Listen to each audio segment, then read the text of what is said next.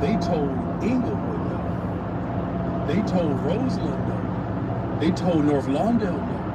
The mayor also pointed to this morning's report from Cook County Treasurer Maria Pappas about rising property taxes for homeowners in the city. We reported on that this morning. He says he'll veto any budget that includes a property tax increase, a garbage collection fee increase, or a continuation of the grocery tax. Okay, so time is ticking, and the council has to approve a budget by the end of the year. What happens now, Jeff? If only I could predict that. When the mayor rolled out his budget last month, his team had signaled they wanted a vote November 20th. That would have been this Thursday. But now Johnson says he's called for a recess until the first week of December to give alders a chance to ask questions or propose alternatives, which he claims they haven't done up till now. All right, Jeff. The saga continues. Political editor Jeff Buchholz at City Hall. Thanks, as always. Meantime, the latest on immigration. A civil emergency has been declared in West Suburban Broadview. This is ahead of tonight's village board meeting there. Out-of-town demonstrators have pushed Broadview into a civil emergency. That, according to Mayor Katrina Thompson, who says there were explicit threats to shut down a scheduled village board of trustees meeting. That meeting has since moved online. The move follows a documented October 13th death threat against Thompson, a September 4th bomb threat at Village Hall, just this past Saturday. A protest near the ICE processing center that injured 4 officers, among them 2 Broadview police officers, an Illinois State Police trooper, and a Cook County Sheriff's deputy. The civil emergency gives heightened security and will remain in effect until officials say the threat has passed. Sarah Pereira, News Radio 105.9 WBBM. Stay the course. That's the message coming from a small group demonstrating outside Northwestern University today. A group of Evanston residents just off campus, not to protest the university, but to express support for the decisions that have already been made by the school's leadership when it comes to pushing back against demands made by the Trump administration. And so we want to encourage, urge, demand that they continue to stand strong. And they have lost some funding. I mean, there's a price to not caving. Nancy Brusky is with a small group called Worth Fighting For. She says as Northwestern works to hire a new president, they wanted to make clear to the students, faculty, and administration that Evanston residents are paying attention. We care about what they're doing, and we want them to stand strong and not cave in. In Evanston, Brandon Eisen, News Radio 105.9 WBBM. 2 are hospitalized today after being attacked in separate instances. Both attacks happened within an hour of each other. The first report came in just after 1 a.m. where officers say a 40-year-old man was jumped by an armed suspect on a bicycle near Canal Street in 14th Place. The offender stabbed him several times with an unknown object, robbed him, and rode away. Then about an hour later, just a few blocks away, patrolling officers spotted a 44-year-old man injured on Jefferson Street. He told police 2 men assaulted him and that one of them was carrying an axe. Both victims are expected to recover. Police haven't said whether the incidents are connected, and no one's been arrested. Rachel Pearson, News Radio 105.9 WBBM. More than 300 nonprofit arts and culture organizations getting a combined total of more than $6 million in grants from the Chicago Department of Cultural Affairs and Special Events. The money is part of the City Arts program, described as an investment in people and the organizations that fuel creativity and inspire connection. A full list of the grant recipients can be seen on the Department of Cultural Affairs website. It is 3:08. Time to check in on traffic. Traffic and weather together on the 8s today, sponsored by Four Seasons Heating, Air Conditioning, Plumbing, and Electric. Good afternoon, Neil Fiorito. Afternoon, Lisa. No big stories, but traffic getting heavy on the Edens coming inbound through the north suburbs before Cicero to the Kennedy Junction. A 5-minute delay for now. 20 minutes inbound. Your ride outbound flawless. 15 to Lake Cook Road. On the Kennedy as you make your way inbound, 45 minutes from O'Hare in, 24 off the junction. Heavy traffic from Cumberland to Ogden. Outbound, you're looking at 15 to get to the Montrose exit, 33 to get out to O'Hare. On 290, the Eisenhower inbound, expect an hour 5 from the Jane Addams into downtown, 25 in from Manheim. Heavy traffic from Higgins to 355, York to Harlem, and then from Damon in, going outbound 35 to the Manheim exit. Traffic from Damon out to the Reagan Tollway. Stevenson going outbound, 27 to Cicero in case you're going out toward Midway, 39 to the Tri-State, 47 to 355, you're 32 inbound. Southside Expressways, the Dan Ryan 35 out. Inbound traffic looks great.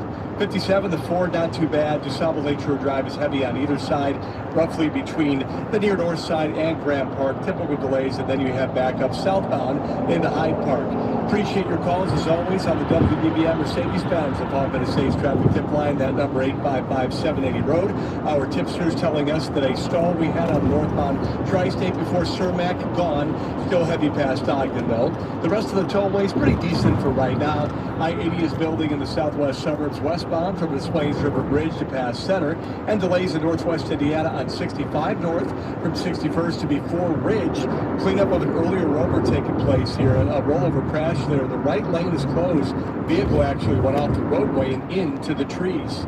From the Metro Traffic Center, next report, 318 News Radio 105.9 WBBM. Kind of cloudy right now, 46 degrees, winds out of the southwest at 5 miles an hour. AccuWeather says the clouds will stick around through the afternoon, high in the upper 40s. On the market watch today, let's refresh the Dow way down. Dow drops again. The S&P 500 and the Nasdaq fall below 50-day moving averages. The Dow down more than 500 points today. It's 310. It's the biggest savings event of the year. Menards, 11% rebate ends Thanksgiving Day. Save big money on everything you need for any project. We've got something for everyone. Homeowners, contractors, DIYers, the kids, and even grandma.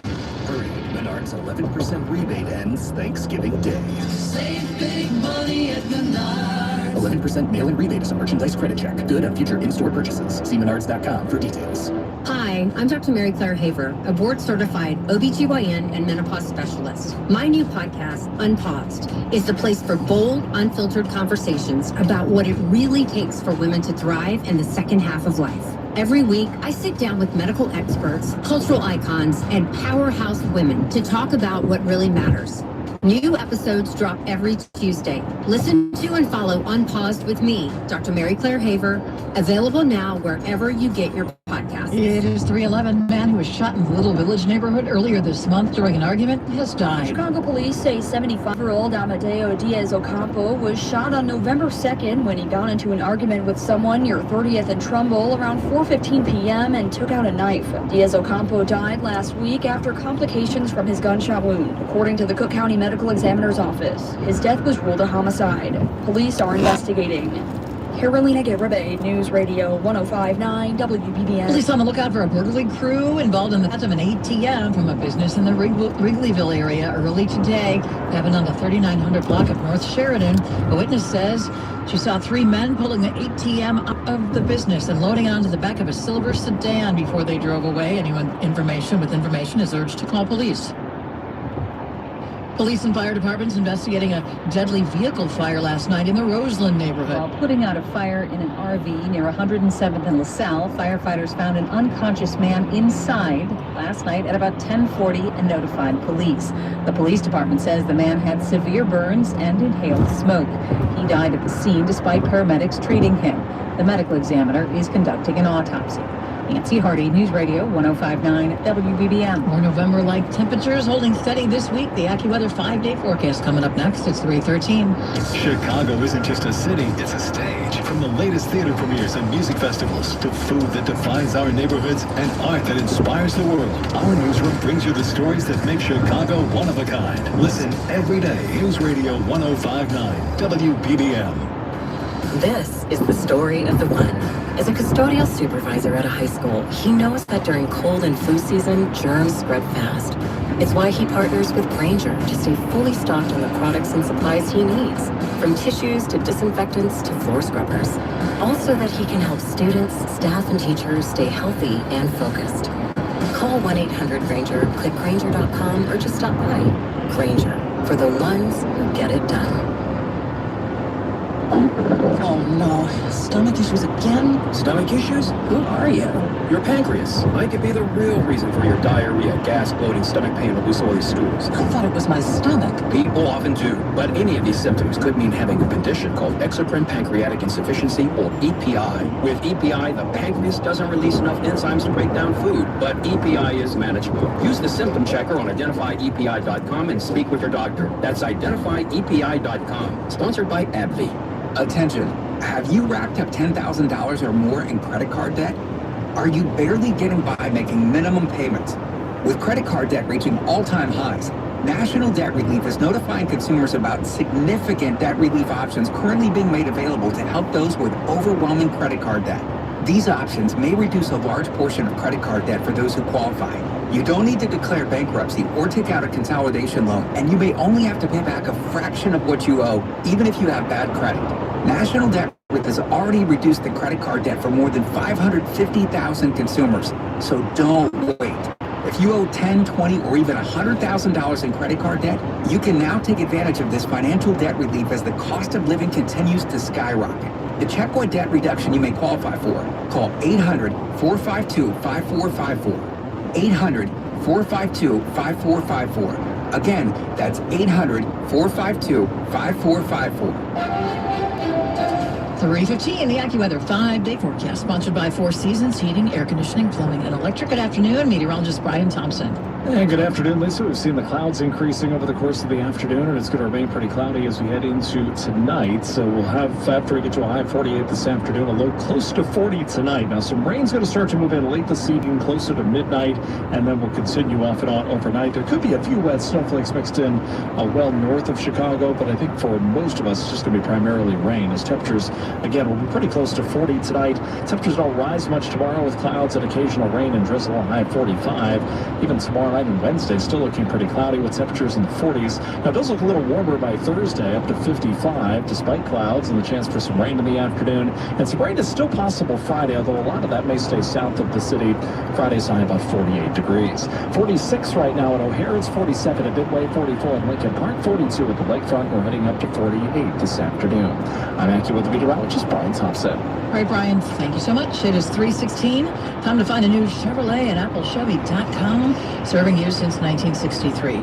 And from the AppleChevy.com sports desk, from the score, here's Chris on another nail-biter Sunday. Lisa, good afternoon. Once again, it's Victory Monday in Chicago. Once again, the Bears rallied back, making wins in 7 of their last 8 games and 3 straight comebacks. Cairo Santos booted the game winner from 48 yards out. It was a 19-17 win over the Vikings yesterday in Minneapolis. And by virtue of the Lions' loss to the Eagles, the Bears are in first place. This team is still searching for its best form, but finding a way to win. And there was a moment in this game yesterday that was deeply personal for one player. Here's Rick Red with more. After LaShawn Wright intercepted J.J. McCarthy in the end zone, he fell to a knee for an extended period. He wasn't hurt. He was in prayer, honoring John Bean, his junior college coach, shot and killed over the weekend. He meant the world to me. When my dad was killed, he came to my house and got me out the bed. And, someone I can confide in, someone that I love dearly. Wright says Bean was with him, quote, every step of the way since his father's killing in 2017, and he insists that won't stop. In Wright's words, quote, I gained an angel.